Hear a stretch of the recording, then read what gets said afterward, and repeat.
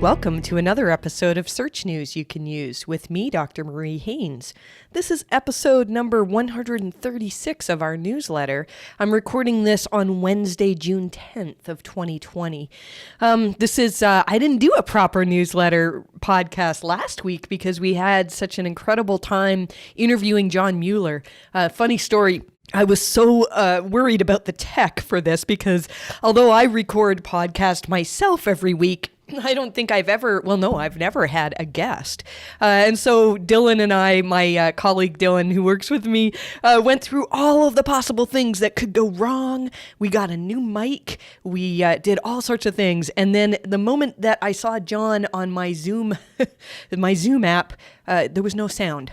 And so it took us 10 minutes to get the sound. So I was a little bit flustered when we first started, but it really ended up great. It's gotten a lot of coverage, a lot of attention in the SEO world for many good reasons. If you missed the podcast episode with John, it's available on our YouTube channel and also wherever you found this podcast, either on our website, on Apple Podcasts or Google Play Music, Spotify, anything like that. It's been getting a lot of attention and really has stirred up a lot of really interesting questions. I'm going to cover a couple of those in this episode of podcast, but I really would encourage you. And we've also got a written transcript of it on our website at mariehaynes.com. I believe you can find it on our blog, so that should be easy to find. I really would encourage you to read it. I asked John some questions about disavowing, about how Google assesses quality, and a number of other things like that were, I thought they'd be really hard questions to answer, and I actually learned a lot from them. So I really want to thank John for coming on to the podcast and sharing all that information with us. We have got a load of stuff to talk about in this episode. We've got some really, really good questions at the end of podcast. One of them is about receiving a bunch of spammy links from foreign sites and whether you should be disavowing those links. And another question is about whether or not a particular website should be using a particular author who advertises themselves as a medical writer. I don't have the exact answer to that, but I'm going to give you my thoughts based on what Google has said in terms of EAT and especially medical expertise. In terms of algorithm updates, Barry Schwartz reported just today in Search Engine Roundtable that a lot of people we're talking about a potential update happening just today. So in our research that we did, every week we look at our clients and say, all right, is there a particular date on which there was way more movement than we expect to see across way more sites than we usually see? We had quite a few sites that saw changes in their Google traffic that sometimes we could attribute to a Google algorithm change, but it's all over the place. And personally, I think that what's happening is just that the world is changing.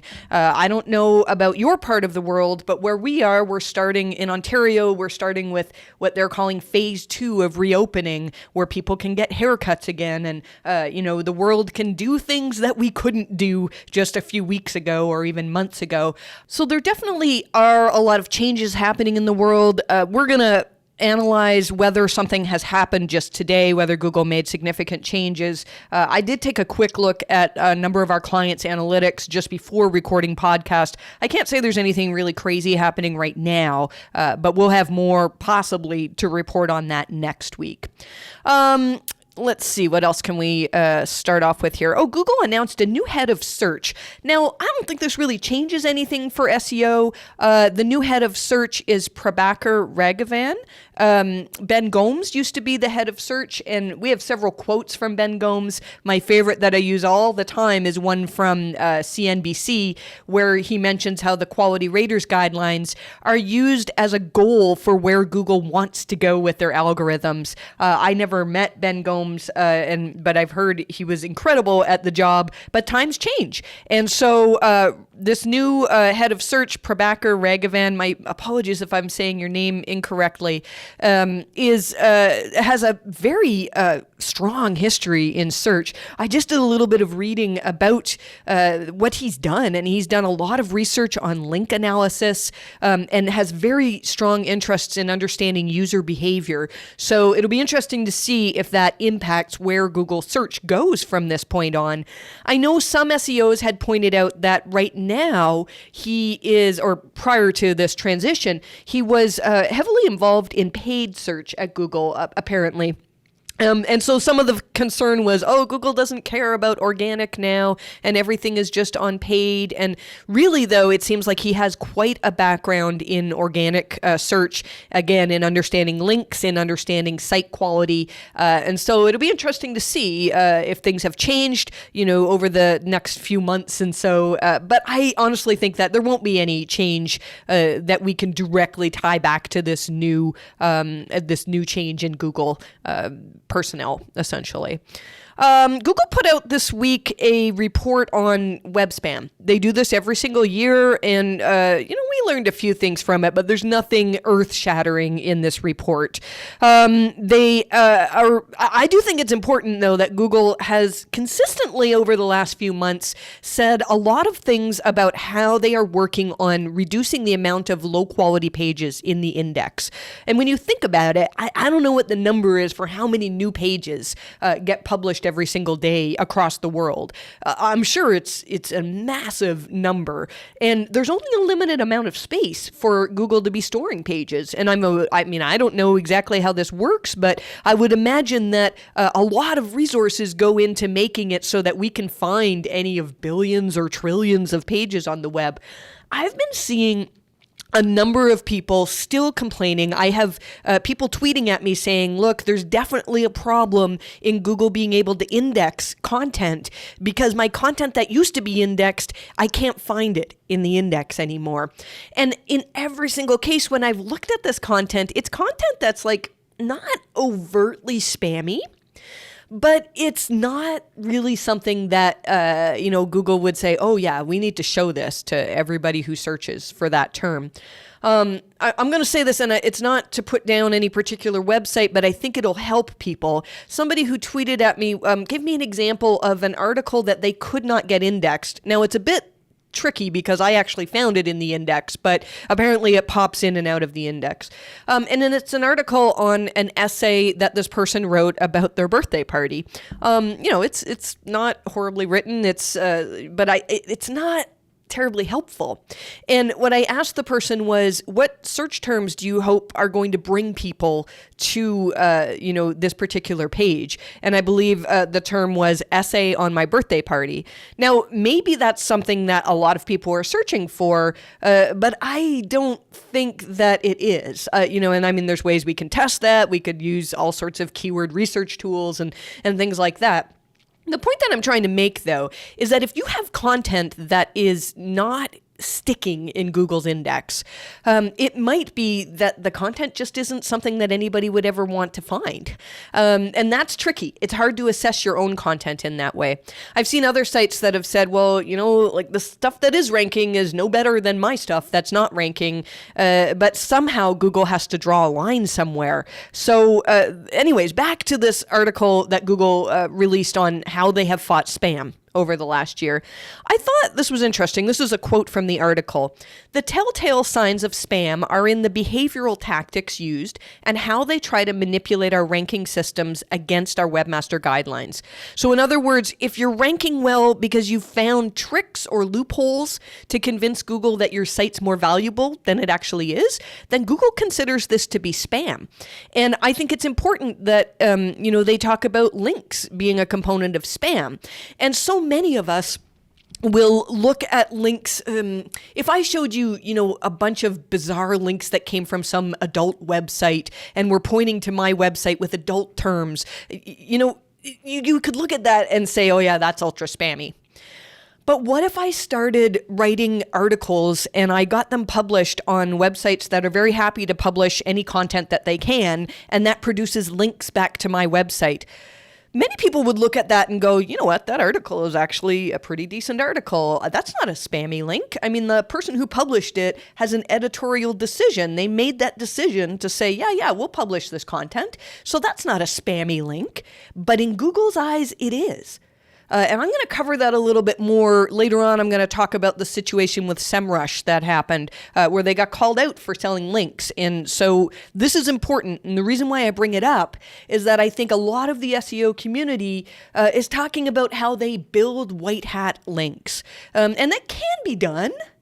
There are ways. I would like to lean more towards how we maybe did PR and amplified our content so that we earned white hat links.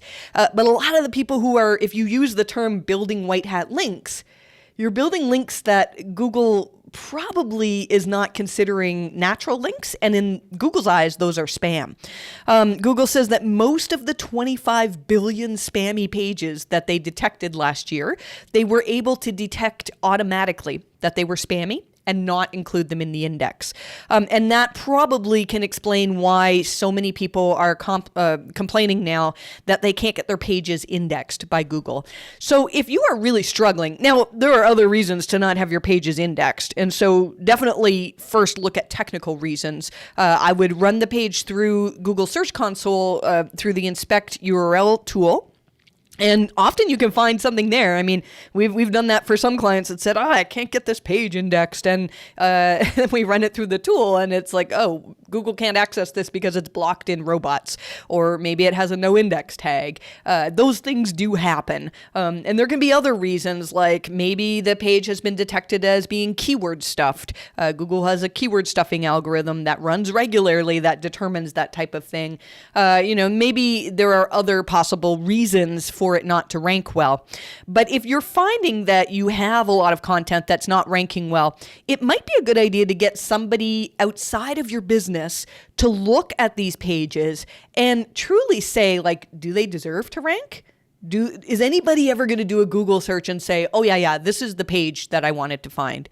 And I think in a lot of cases, the content that's not getting indexed is not the best of its kind. So we're going to be doing more investigation into this type of thing. But where a lot of people are complaining that maybe Google has an issue with indexing content, I think actually they're getting better at determining what's spam, and they're changing their criteria as to what's spam. Maybe changing criteria is the wrong phrase. They're getting better at determining what criteria they can measure to determine if something is not helpful to people. Bing's got a couple new tools that are really, really exciting. I just played around with them a little bit this week, and it is something that my team and I want to spend more time on. Bing has a new backlink tool, and it actually reminds me a little bit of the Yahoo. If you remember, Yahoo used to have an excellent link tool that this was prior to Ahrefs and Majestic and Moz and all of those companies that have their own backlink tools. And then Yahoo took it away.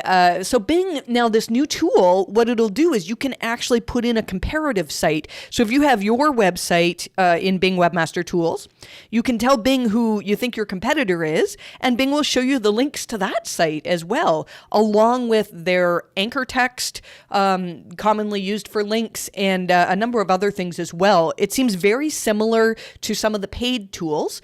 We still get great value. We use Ahrefs mostly for our link analysis, on top of what we can get in Google Search Console. But a lot of the things that we use Ahrefs for are available in Bing Webmaster Tools now as well. So I don't think we're going to be switching from Ahrefs. We'll still continue to be paid members of Ahrefs for quite some time. But for those of you who maybe can't afford Ahrefs, or just don't want to shell out the money for a tool, it's worth registering with Bing Webmaster Tools and seeing what kind of link information you can get from there. The other thing that Bing announced is a new tool that's called SiteScan. And this is, again, something that a lot of the commonly used paid tools will do. SiteScan appears to be just a basic automated site audit tool. So we tend to use, for a lot of our reports when we're looking at technical things, we crawl with a number of tools, but the SEMRush site audit tool is actually quite a good one, and it will give you quite a bit of information on, here's something we've identified as a problem, or there's canonical tags missing here, things like that. Apparently, now I did run a scan with the Bing Webmaster tools on one of my sites, and it was still running. It took a while, so I don't know how long it takes to get those results. But it does look like something where you can get very basic technical information for your site. So way to go, Bing. I think years ago, when I first started doing penalty work, I paid a lot of attention to Bing, and then over the years, because Bing often would show me different links that I couldn't find in other sources, and I don't know if that's still the case. Over the years, I sort of have fallen away from it, but I think this will make me want to use those tools a little bit more. So I'd encourage you to take a look at that. This is something else that's caused a lot of bit of discussion over the week. Google has a new featured snippet to web page content highlight feature. That's a mouthful to say that. The whole idea of this is, and it actually, just before I recorded podcast, I was doing a search for something to answer one of the Q&A questions that's at the end of podcast. I did a search for, what was it now? Is melatonin good for you, or something like that? And I got a featured snippet that was from Healthline, and it had a paragraph about melatonin. And when I clicked on the featured snippet, it took me to the page on Healthline, but it took me directly to the part where they grabbed the featured snippet from. And that part is highlighted in bright yellow. This was on a desktop search. It's not just on mobile. Initially, I thought it was just mobile. And I don't know, if it's going to happen every single time you click a featured snippet, because I did other ones this morning and that didn't happen for me. I was actually trying to test this and I couldn't get it to highlight text. Now, this has stirred up some controversy because while it's good for users to end up on the part of the page that, I usually go to a page and then I do a Control F to find the part that I actually was looking for. So it's good for users to end up on that part of the page, but it's not great for site owners. People can potentially get to that part of the page without seeing any of your branding. Maybe not your logo. Maybe this is the case for having a sticky logo or a sticky header so people can see what website they're on. People will go past a whole bunch of ads. One site that I was looking at this morning, I did my search result. I did my search. I clicked on the featured snippet, and in this case, it didn't do the highlighting. And in order for me to get to the text that I was looking for, I went past 4 ads, one of which was an auto-playing video. If Google had taken me directly to that text, I would not have scrolled past those ads. And who knows how those ads are actually providing that site owner with money. They might be ones that every time they're displayed and show an impression, the site owner gets a revenue from that. And if that's the case, then Google taking people directly to the text that they're searching for will make it so that a lot of websites are going to have a reduction in ad revenue. That's my guess. Lily Ray had an interesting tweet this morning that apparently you can disable this on your website. You can serve a document policy force load at top in your HTTP header. There's an article on Search Engine Roundtable about this as well. And what that will do is force Google to start the page at the top of the page as opposed to jumping to the part that they have highlighted. I'm sure that's something that people will be experimenting with. So if you find that this is happening, I think one thing to note is that if you're noticing that you have a reduction in ad revenue, starting this week, and there's no reduction in traffic, then this could be one possible reason why. Might be worth, we haven't done a whole lot with scroll tracking, but this is something where if that was happening to my website, I'd probably want to be testing scroll tracking and seeing, do people actually scroll through my pages? Are they seeing the same number of ads as they used to? I think this is going to be something that's going to upset the SEO community for quite some time.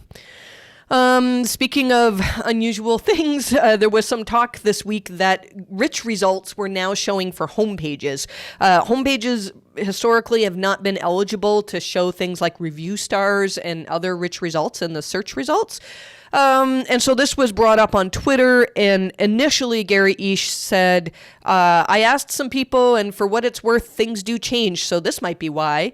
And then he came back 3 days later and said that it was unintended and it's being fixed. So if you were finding that you're getting review stars, you're getting markup in the search results for your homepage, that's probably gone away by now, or at least Google's going to be working on fixing it. This is something that's very, very interesting. Should we be optimizing for user intent? So Cyrus Shepard tweeted about this based on the interview that I did with John Mueller, and he highlighted this quote from John. I'm going to read it out here. I had asked him about e-commerce sites that have a whole bunch of what we call SEO content written at the bottom of the page, which is basically like a big block of text that contains a bunch of keywords that very few humans would actually ever want to read. And this is what part of what John said, and this is what Cyrus had highlighted. The other thing where I could imagine that our algorithms sometimes get confused is when they have a list of products on top and essentially a giant article on the bottom, when our algorithms have to figure out the intent of this page. Is this something that's meant for commercial intent, or is this an informational page? What is the kind of primary reason for this page to exist? And I could imagine that our algorithms sometimes get confused by this big chunk of text where we'd say, oh, this is an informational page about shoes. And so the quote goes on. If you want more information on this, our transcript of the John Mueller podcast, goes into greater detail on this. Now, this brought up some discussion, and Dr. Pete had said, in general, I'm wary of how we interpret an on-the-fly statement that contains words like imagine and probably. This seems to be John Mueller making an educated guess to some degree. Directionally interesting, sure, but not a formal official statement. And I think this is important.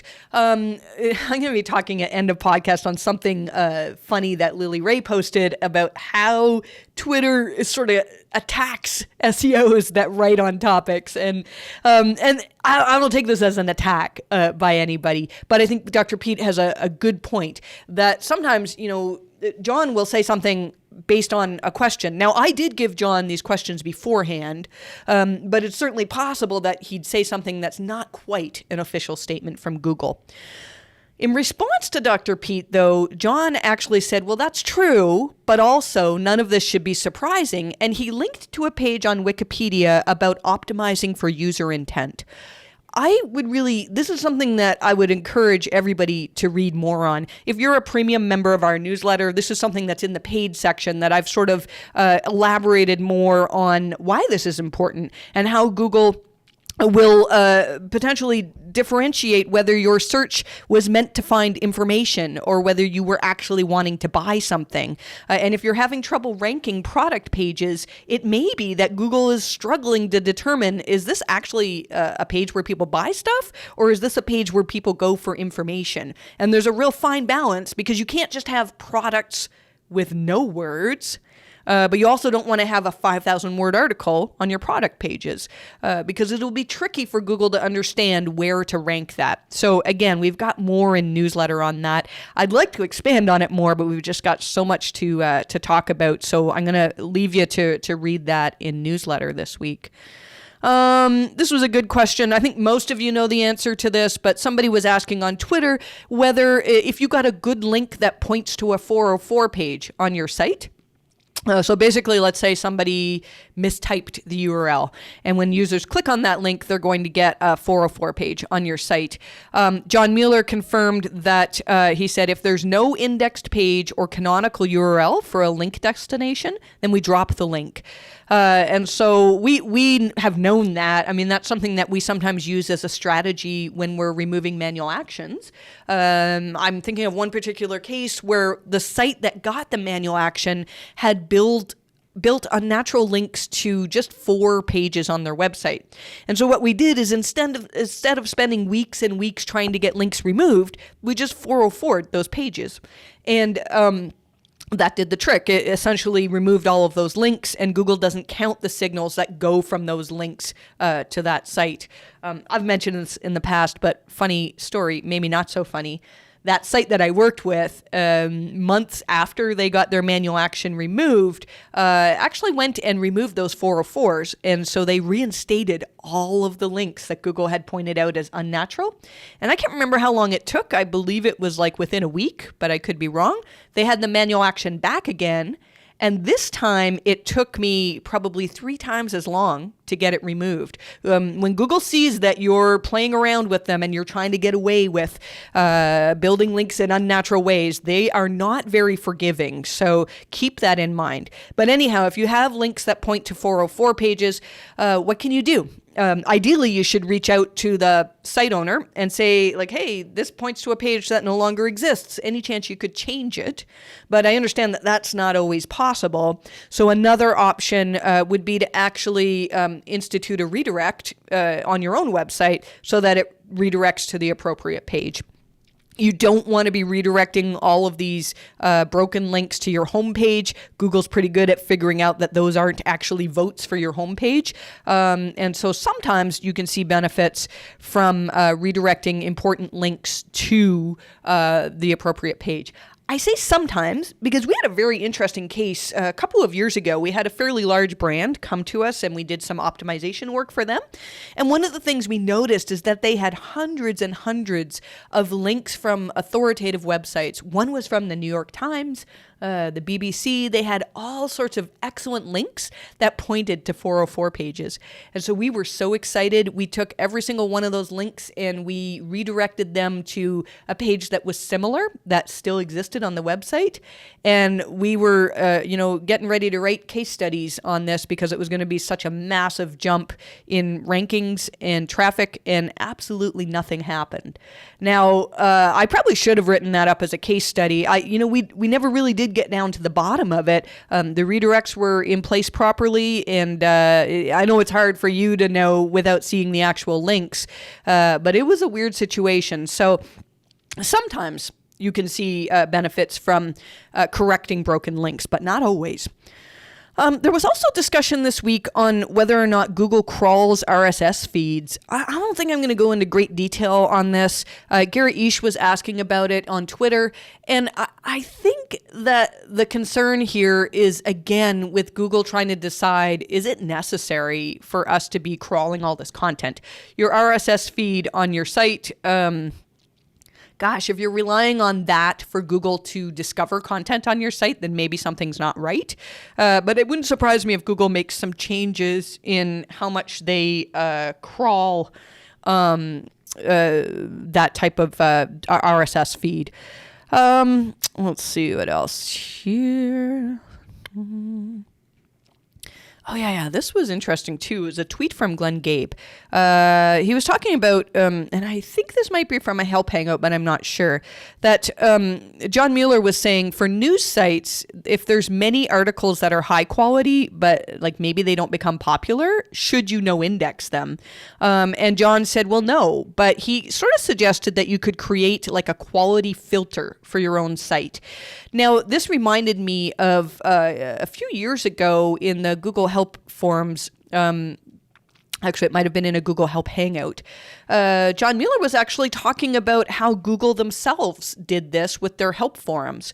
If you, there's many times where I've been searching for a particular question that I saw in the help forums and I can't find it on my search, and it's because it's got a no index on it. And John shared with us back then that what Google does is actually have certain criteria. So one would be if a forum post has a post but no replies, it doesn't get indexed. It has a no index tag put on it. And then they instituted a thumbs up system where you could say whether this question was helpful, whether the replies were helpful or not. And they had a system that essentially said, like, if a page didn't have thumbs up, then it had a no index on it. And they may have had a certain number, like it needed a certain number of thumbs up or basically votes of approval in order to get indexed.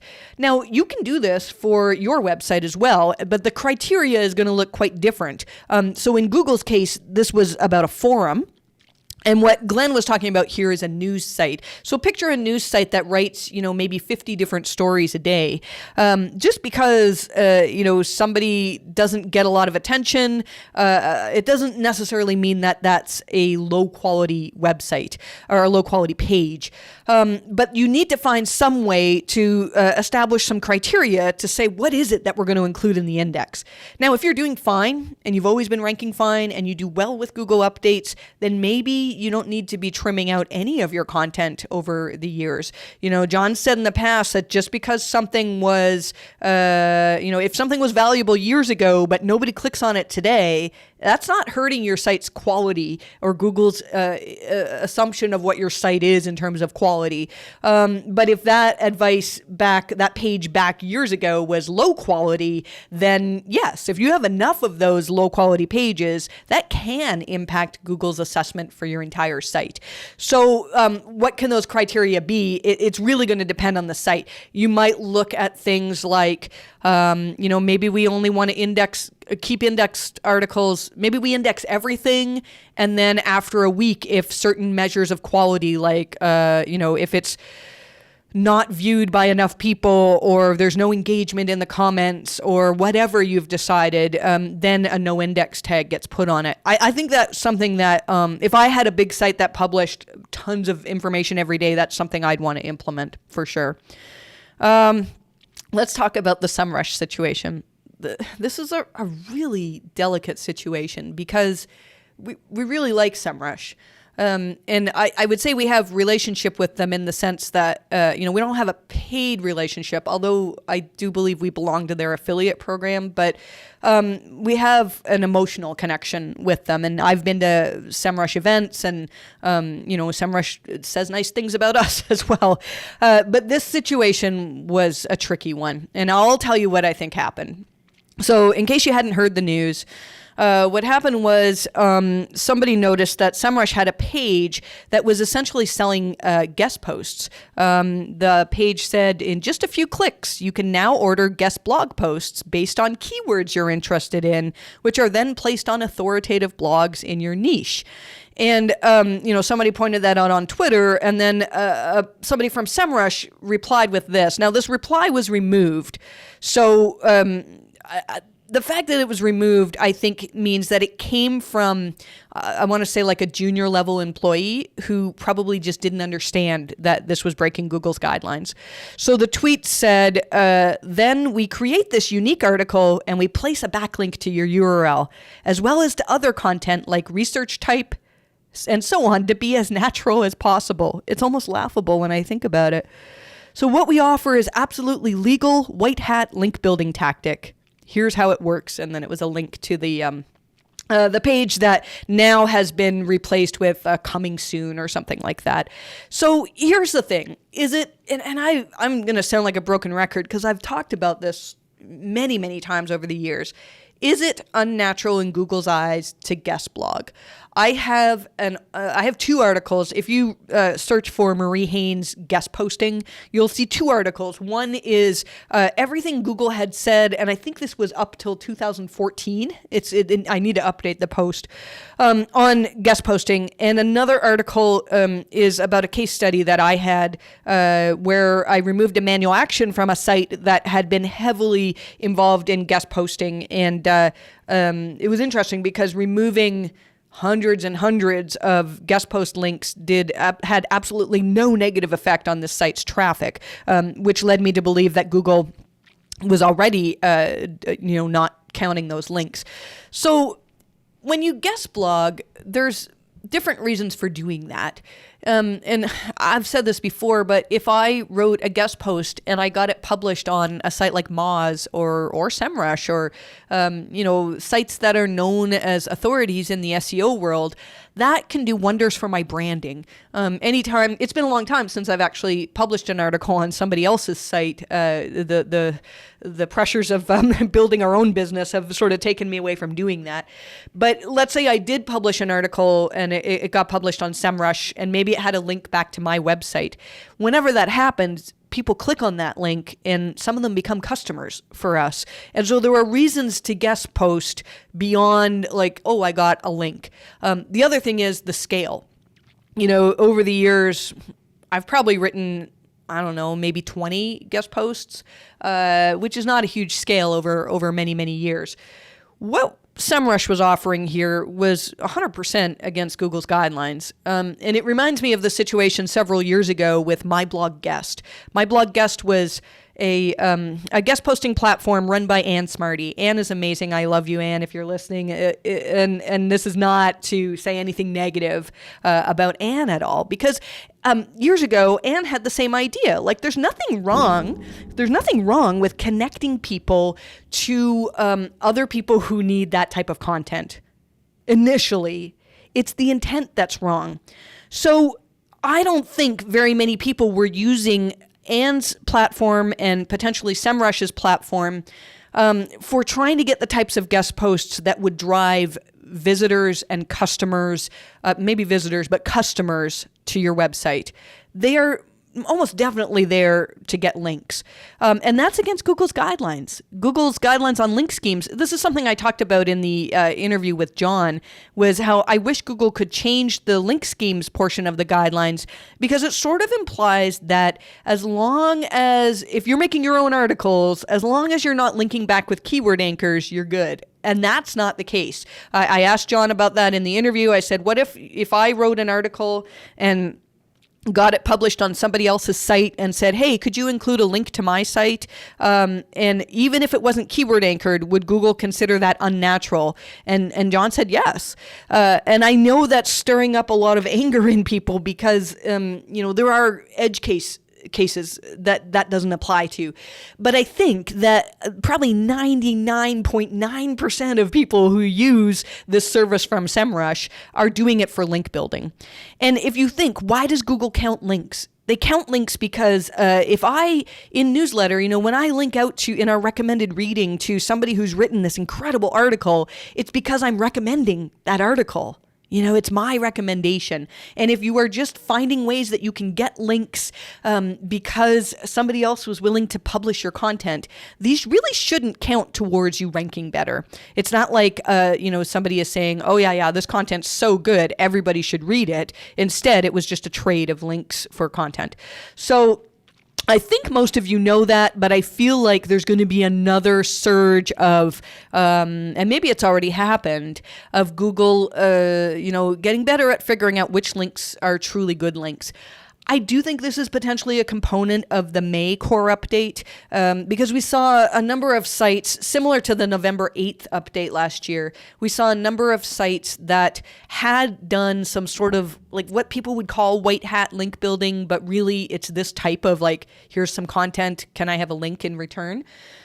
And we saw a number of those sites, those pages that had been built, had links built to it in that way, saw big declines.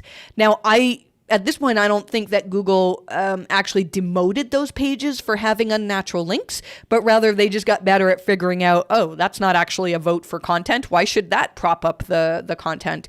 So keep that in mind. It wouldn't surprise me if we see a wave of manual actions.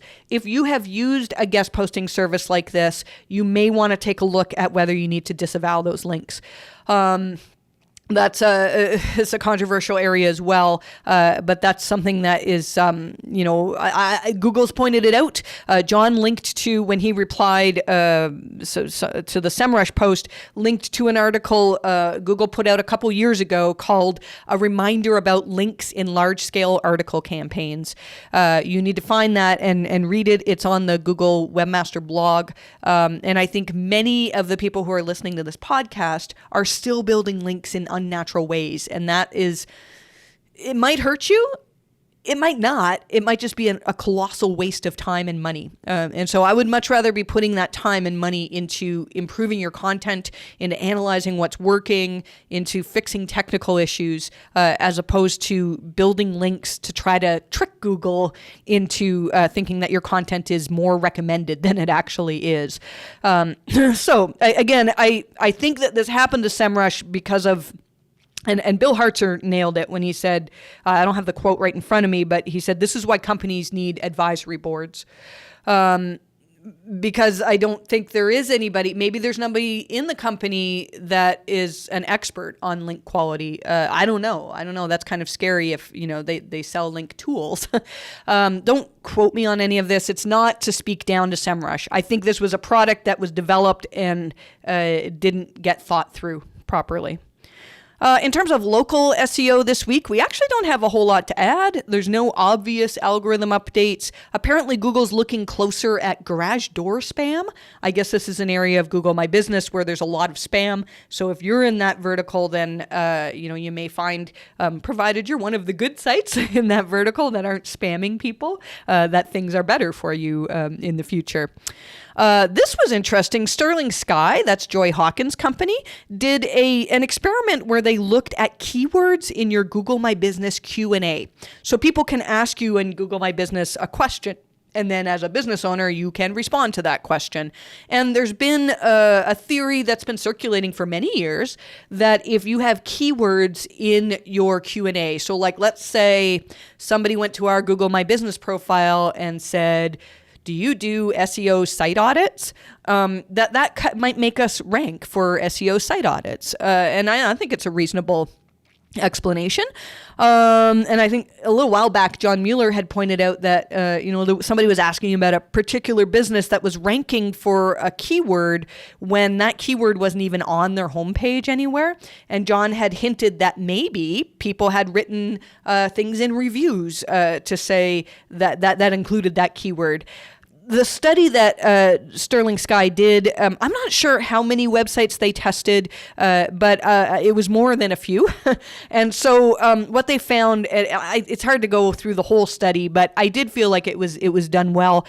They found that there was no connection, basically. The sites where they did do Q&A and included keywords in their questions did not rank better for having those keywords in the questions.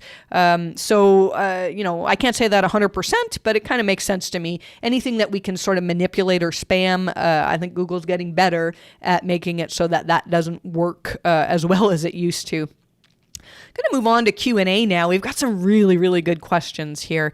First question. Hi, Marie. What would you do with spammy foreign sites linking to your site's images? Would you disavow it or ignore it? My site just had a sudden spike of over 500 spammy backlinks from spammy domains linking to the image files, not image as anchor text. Any advice, please? This happens all the time. We get people reaching out to us all the time saying, I'm under attack for negative SEO. I see these adult links pointing to me. I see these really bizarre spammy links pointing to me. Should I disavow them? I honestly do feel like Google's algorithms are pretty good at figuring out that you didn't build these links to try to improve your rankings. Those are the links that can cause problems these days. Those being links that you built yourself to try to manipulate Google. It would be interesting to see what happened to your rankings after these links got added. So that's something you could check, and maybe look at a couple of weeks after those links were starting to point at your website and see, did those pages increase in rankings? Did they decline in rankings? Now, let's say they increased. This happened to me a few years ago, and I can't remember if it was before Penguin 4.0 where Google said they were ignoring spammy links or not. But somebody pointed a bunch of spammy links at one of my websites that contain the anchor text UGG boots and UGG clothing and UGG handbags, I think, something like that. And I started to actually rank for those terms. And for a few days, I actually, I got rid of the hack. It was a hack, basically. The reason, and that's what I'm saying, is if you see a sudden influx of spammy links, you may want to be investigating whether your site has been hacked. And so my site had been hacked with all of these pages that were redirecting to Amazon to sell these high-end handbags and stuff. And so what I did was I just took those pages over myself and changed the links to my own Amazon affiliate link. And I made a little bit of money for a few days until I felt really guilty about it, because that's actually against Amazon's terms of service. And so I removed them. Point being, though, that those spammy links actually helped me. Now, I think that was before Penguin 4.0. And I think in today's day and age, Google would just ignore those links. So should you disavow them? There's no harm in disavowing them, really. Even if they are improving your rankings, I don't want to send that signal to Google, and they probably aren't improving your rankings. So the only harm in disavowing them would be the time spent. And sometimes what happens is once a site starts to get links like this, you may get them like every month. And if you're spending hours and hours every month disavowing when you probably don't have to, that's kind of a waste of time. Something to know is if it's just a small handful of sites that are linking, like often what we'll see is a site gets 100,000 new spammy links, but they all come from one domain. And maybe that domain has put something in their footer or, something that's site-wide that's linking to you. You can just add that domain to your disavow, and that will disavow every single link that comes from that website. Most likely, so what I'd want to look at is whether your traffic was actually impacted by those links. My guess is no. And if it was negatively impacted, then yes, I'd want to disavow. If you were doing a link audit anyways, and it's never a bad idea to do that and just get in there and look at, what types of content is actually getting good links for you, and in the process just jot down all of the spammy ones. But only do that though if you're totally sure they're spammy. I've seen people who have shot themselves in the foot with disavow because they'll say, oh, this link comes from a foreign language site, so I'm going to disavow it. But like maybe it's actually somebody recommending your content. Or I had one client that I did a link audit for a while back that sold a product that was also used in, how do I say this? In like for adult reasons. And so they had links from really awful, it was a horrible link audit to do. They had links from very, very awful graphic websites. But the thing was, those links were actually recommendations for their product. And so you don't want to just go disavowing because you think it looks unnatural. Your main reason to disavow is if you have been building links in order to improve your rankings, which doesn't sound like the case here. This next question is a super interesting one. Hi, MHC. I have a client who has hired I should mention this. We do have a form on our newsletter where you can submit a question for me, but you can also submit a question to the MHC Inc. Twitter account, and my team will get them to me, and we can hopefully include them in podcast if we have time. So I have a client who has hired a professional writer for her website in the health niche. The writer is also a PhD.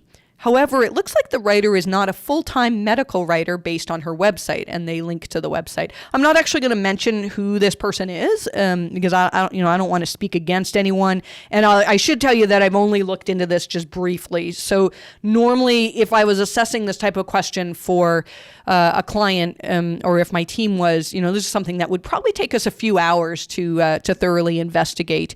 But what I did was look at the website for this particular person, and this person is has a lot of qualifications. It says she's a registered holistic nutritionist, a certified functional diagnostic nutrition practitioner, and many, many other things. And so that's a start. That's good. We talk about EAT saying you should promote all of the qualifications that you have. Should you be using her as an author is a really tricky question to answer. And really it comes down to what would users perceive when they look at your website.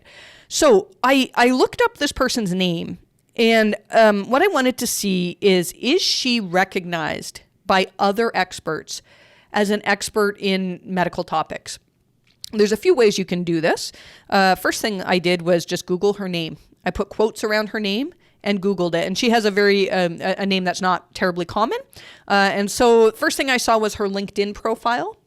And then I saw other profiles on websites, but I didn't see any results that were people saying, oh, so-and-so said this, quoting her as an expert. And that's not a good sign.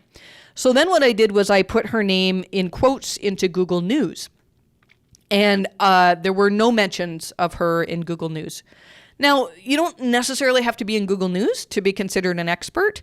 But I mean, if you put my name into Google News, you'll see Search Engine Roundtable mentioned us a few times this week, actually, with the John Mueller interview. Mentions from other experts saying that that's basically recognizing me as an expert. I didn't find anybody else recommending this person as an expert. So then what I did was I went to the first website that she was listed as a medical author on, and I looked at one of the first articles that she had written for this website was about the benefits of melatonin. This is what I was doing the search for. And the top article, if you do a search, is she qualified to write on the benefits of melatonin? I don't know. As a reader who's maybe trying to determine whether I should trust this particular article, I see that she's got her bio says she's got a PhD in molecular genetics and an undergraduate degree in molecular and computational biology. This person is very, very accomplished, but I'm not sure if she's the best person to tell me whether I should take melatonin. And so I can't tell you exactly how Google's algorithms work, but this is what I did.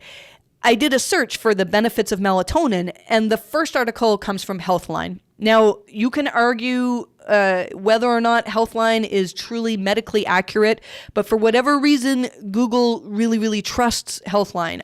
Personally, I think they're great. I don't think I've ever received bad advice from Healthline, but I have a lot of our clients say like, oh, they're ranking and they've got stuff that's not accurate or whatever. But the thing is, Google trusts Healthline as an authoritative medical source, and readers do as well, right? So if I'm trying to find information on melatonin, and there's an article on Healthline that tells me about the pros and cons, I'm likely to trust that as a searcher. And then let's see here. Then the next site is WebMD, which is similar. The next site that ranked really well was called The Sleep Doctor. And the author of these articles, Dr. Breus, I don't know how to say his name, he's actually, that's what he does. That's his profession, is help people with sleep disorders. And he has clients. And it says, his bio says he's one of only 168 psychologists in the world with his credentials and distinction. And so the point is, this guy knows melatonin and he's probably seen hundreds and hundreds of patients and seen do they actually respond to melatonin? Does it help them sleep? Does it have these side effects? And so we talked before about how I really believe that with the May core update, Google connected that when people search for things, often they want to get results from people who have real life firsthand expertise in this area. And so, as a searcher, if I'm looking for information on melatonin, I can get information from Healthline, which I tend to trust, from WebMD, which I tend to trust, from this Dr. Breus, who I really should trust because of all of his expertise. And it's way down the list before I get to this particular website that's written by somebody with some medical credentials, but maybe not expertise specifically for melatonin. I don't know if that's super confusing, but I guess I could summarize this answer by saying having a medical writer who understands medical terms and understands how to explain things in layman's terms, but in a way that still sounds professional, that maybe Google's algorithms like BERT could figure out, oh, this is, written in a way that a professional would write. That's a good thing, but it may not be enough for certain queries. And so it's better than having me write that article. It's better than having a copywriter who's a very good writer but has zero experience in medicine. But is it, the end all and be all? Well, I don't think that article will ever be outranking the ones that are currently at the top of the page for melatonin. So hopefully that makes sense. I mean, like I said, I feel like I'd need to do way more investigation to give you a proper answer to this.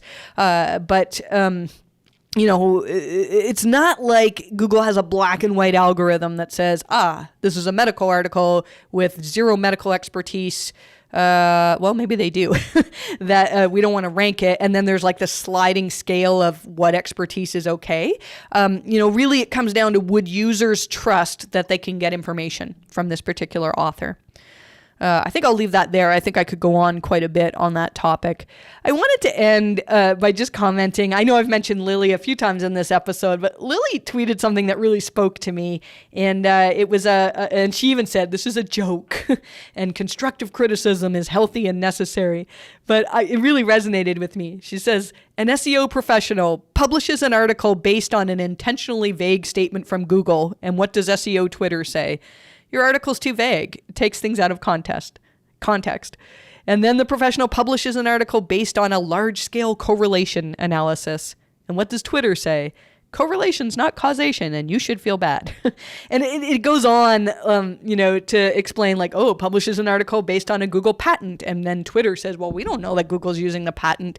It really resonated with me because this is the type of stuff that I write about. We write about theories, and you're listening to this podcast. I mean, maybe you're just listening to get the news, but you're also wanting to know, like, what can we glean from this? Like, a Google employee said this. Does that mean that we could improve our quality in this way? And I don't think there's anything wrong with that as long as we're not saying it as pure gospel. And so I just wanted to say this to encourage people to share their theories. It's been a long time. Like, we used to see way more case studies from SEOs. And now what happens is every time an SEO puts out a case study, it's just hit with so much criticism. And SEO is a field where you have so many variables that you're never going to have a perfect study. So I won't dwell on this, but I just wanted to put it out there that if you're wanting to criticize somebody's work on Twitter, like, be sure to do it in a way where people realize that you're not criticizing that person. I actually printed this out. Barry Schwartz tweeted this week, I take nothing personally. If I did, I'd be out of this industry a long time ago. And I'm learning that. This is not towards any particular person, but I know over the years, a lot of SEO work has just been I guess, criticized heavily. And that hurts because we need more SEO work. So if you are, new at SEO, or maybe you're not very well known, but you'd like to be better known in the industry, I'd really encourage you to publish some studies. Don't be afraid of the people who will, every time somebody will come out and say, this is not good because blah, blah, blah. But you don't hear from the many other people that you actually helped.